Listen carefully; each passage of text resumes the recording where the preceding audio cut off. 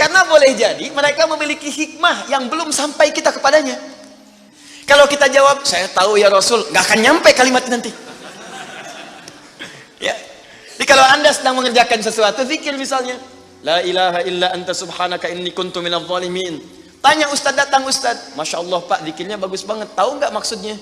Tahu, lewat tuh Ustaz dulu. Bilang aja, belum Ustaz, Allah Rasulullah alam. Oh begitu, kalau belum kenapa dibaca? Ya, saya pernah dengar saja, maka diterangkan. Begini maksudnya Pak, begini, Anda dapat ilmu baru. Makanya sahabat seringkali kalau ditanya Rasulullah, bilangnya Allah Rasulullah alam. Allah Rasulullah alam. Supaya dapat ilmu baru. Itu diantara rumus di ilmu hadis. Nah, ini kadang-kadang orang kita sekarang sahabat bukan, tabiin bukan, tanya tahu semua. Bahkan saat ditanya, buka Google dulu. Ya udah, ngapain ada Ustaz? Allah wa Rasulullah alam. Maka apa jawab Nabi? Laqad da'uta bi asma'illahil a'zam. Diriwayat lain bismillahil a'zam. Idza du'iya biha ajab wa idza su'ila biha a'ta. Tahukah Anda?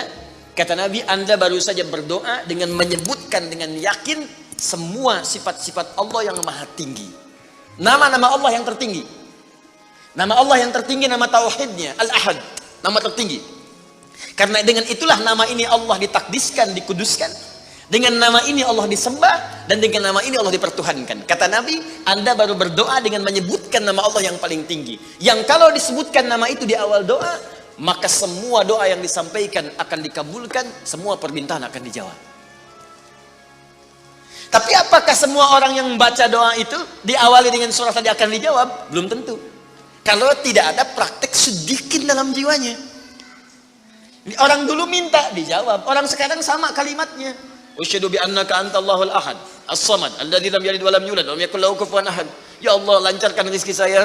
Tetap aja lambat dari atas. Kenapa? Karena inti ayat itu tidak dipraktekkan dulu. Diyakinkan dalam jiwa kita, benarkan ayat itu, amalkan, pakai dalam doa. Jadi, dan itu buktinya. Kemudian apa ciri orang yang akan cepat kemudian dirahmati oleh Allah dengan menjadikan 4 contoh yang kemarin sebagai model? Nabi, Siddiqin, Syuhada, satu lagi Salihin, orang yang mengumpulkan amal soleh. Ingat, semua Bapak Ibu sekalian, ingat kalimat ini. Saya perlambat sedikit. Bonus yang Allah berikan kepada orang yang menjadikan 4 ini sebagai model dalam kehidupan, bonus cepatnya, maka amalan yang ia kerjakan akan mempermudah doa dia dikabulkan. Tadi saya contohkan Siddiqin kan. Syuhada nggak usah ditanya. Orang-orang para syuhada itu bahkan sebelum wafatnya diberikan jalan-jalan kemudahan oleh Allah. Bahkan sebelum wafat kalau benar syahidnya, itu banyak doanya yang dikabulkan. Bukankah para ulama bagian dari mujahid fisabilillah?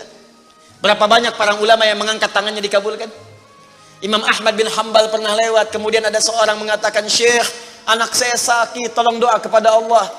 Kata Imam Ahmad, kamu ini doa-doa sendiri katanya. Imam Ahmad ingin mengajarkan, kamu kan masih punya lisan. Kamu masih punya kemudian kekuatan, minta dulu sama Allah supaya ada ikhtiar. Orang itu tiba-tiba pulang, ya dengan perasaan dia agak kecewa karena Imam Ahmad tidak mendoakannya. Ternyata ketika dia pulang, Imam Ahmad berdoa kepada Allah.